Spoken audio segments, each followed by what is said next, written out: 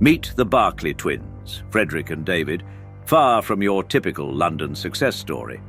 Their story is one of ambition that burns brighter than the neon lights of Piccadilly, ventures that stretch further than the London Eye, and a family dynamic more complex than the city's oldest underground map.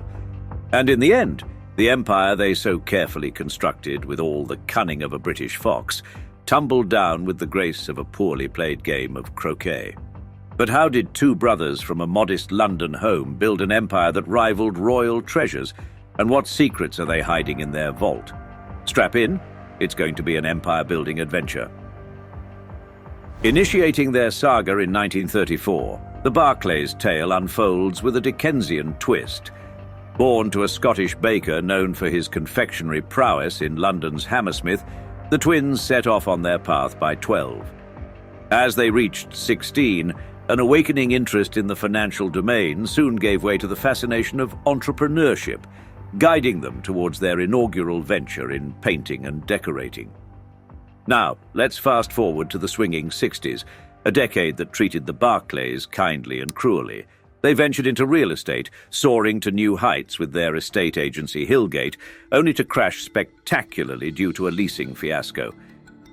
Yet, like any good protagonists, they dusted themselves off, proudly wearing their former estate agent badges as they ventured into the worlds of breweries and casinos, expanding their empire. Between tea and biscuits in the late 60s and early 70s, Frederick and David managed to charm their way into receiving hefty loans from Crown agents, turning towards hospitality by acquiring guest plan hotels and a string of London railway hotels. Their crowning jewel? The Howard Hotel by the Thames was bought in 1975. Fast forward to 1983 and the twins are at it again, buying Ellerman, a brewing and shipping giant, for an astounding £45 million, only to flip its brewing division for a whopping £240 million. Their secret sauce? A cunning strategy of buy, break up and profit, seasoned with a pinch of insider advantage. Take, for instance, their private meeting in Monte Carlo with Ellerman's chairman, which ended with a twist worthy of a spy novel. Sign the deal, then kindly step down, thank you very much. And as we close the chapter on the Barclay twins' climb to the top, you might think you've got their story pegged. But we're just getting warmed up. Picture tax dodges, castle building, and a family feud that puts daytime TV to shame. It's got all the makings of a blockbuster. Secret recordings, legal duels, and a fight over an island that could make pirates blush. Intrigued? You ought to be. Now, jumping to 1988, the Barclay twins boldly moved by acquiring a Bermuda-based shipping giant, Gotthard Larsen, for £370 million. Yet their plunge into the media world indeed turned heads. They started with the European newspaper, a failed venture of Robert Maxwell, only to close it after 6 years and a £70 million loss. Undaunted, they expanded their media empire with the Sunday Business and Scotsman newspapers, though these ventures also needed help finding solid ground. Between all that, enter Brecqhou, a tiny island off Sark, where the twins built a lavish £60 million neoclassical mansion, rumoured to have marble-lined roads, a nuclear bunker, and even a Rolls-Royce for quick trips to the helipad. More than a home, it was a fortress of privacy for these reclusive billionaires. But they didn't stop there. In 1994, they ventured into the auto industry with a £200 million purchase, followed by acquiring the Ritz Hotel in London, a true gem in their collection. By 2002, the Barclays were at it again, merging Littlewoods with their empire to reign over the UK's home shopping market. However, it was their acquisition of the Telegraph newspaper group in 2004. This phenomenal £665 million deal placed them at the epicenter of British media, capping off a chapter in their extraordinary journey.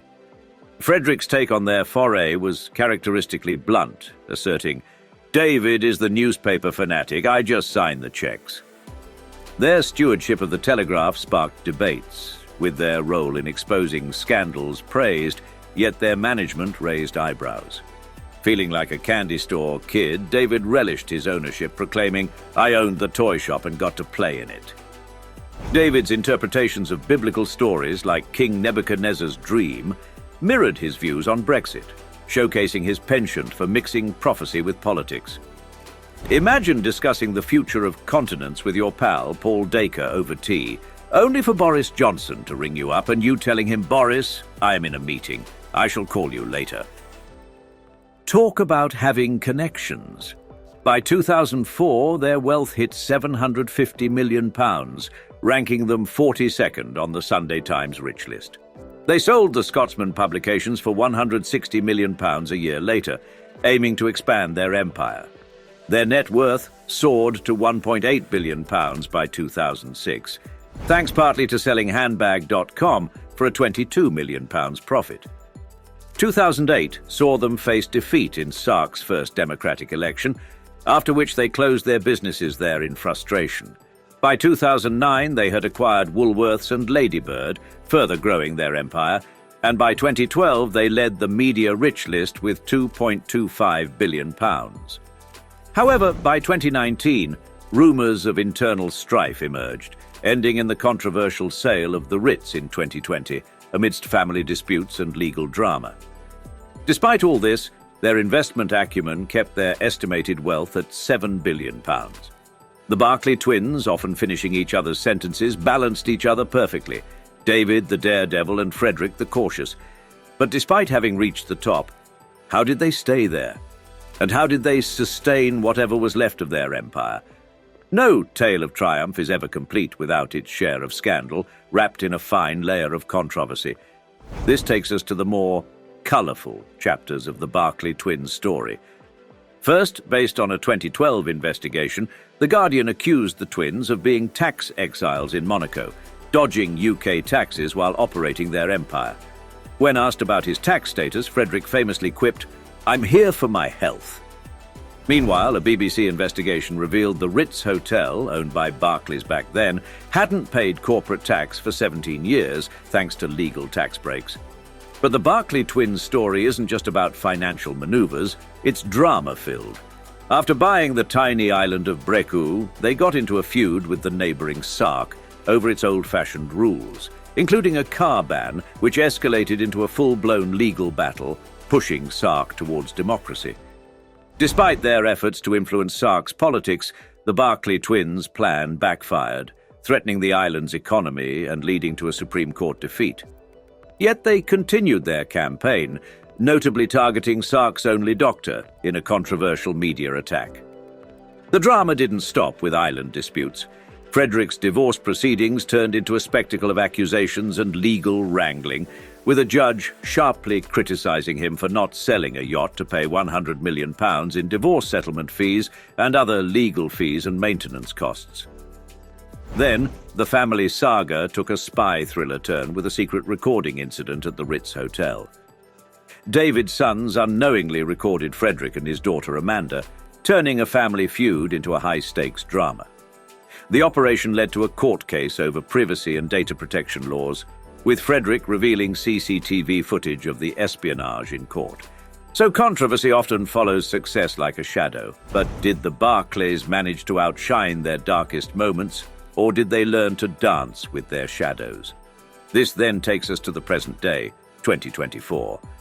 Now Barclays are back in the spotlight, but this time it's all about their financial maneuvers rather than secret schemes. They've sold the Spectator's headquarters to a German rubber-glove tycoon, an essential move to stabilize their empire amidst chaos. Despite reclaiming the Telegraph and the Spectator, they're teetering on a financial cliff, with their assets up for negotiation. The drama escalates on Sark, setting the stage for high-stake financial dealings. David's son, Alistair Barclay, known from the Ritz Hotel scandal, is on the verge of bankruptcy as his narrative turns towards the courts, with a debt looming like a dark cloud and the family's empire in the balance. And with the family's legacy hanging by a thread, over 100 Barclay properties are now up for grabs. And in the middle of all this, enter Christopher Beaumont, Sark's 23rd seigneur, aiming to preserve the island's charm, challenging the Barclays' turbulent rule. So what's your take on this epic family drama? Have you ever witnessed a business tale that rivals the twists and turns of the Barclays? And what do you think comes next for the Barclay legacy?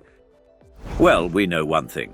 The Barclay twins is a tale of ambition, rivalry, and high-stakes drama that could give any primetime soap opera a run for its money. From modest beginnings to the Ritz's luxury and London's corporate world to Sark's peaceful yet disputed lands, their journey became a whirlwind of highs and lows, surprises, and a lesson that mixing family and business is as tricky as blending oil with water. So, what's the takeaway from this saga of empire building, secret recordings, and financial brinkmanship?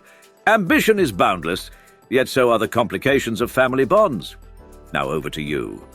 Ever stumbled upon a tale of intrigue that stuck with you? Share your thoughts or stories below. And if this tale of high stakes caught your interest, why not explore our channel for more?